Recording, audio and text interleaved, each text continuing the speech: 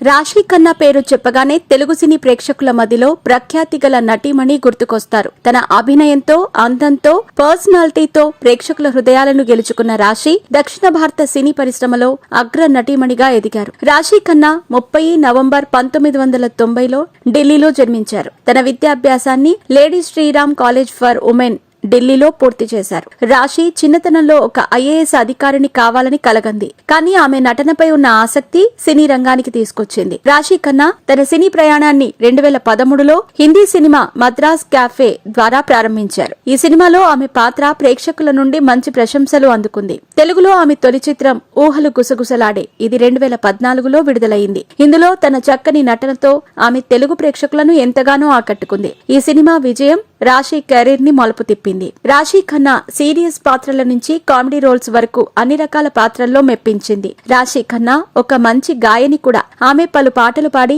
సంగీత ప్రియులను అలరించింది. తన ఫిట్నెస్ పై ప్రత్యేక శ్రద్ధ పెట్టే రాశి ఈ రంగంలో తన అభిమానులకు స్ఫూర్తిగా నిలుస్తోంది.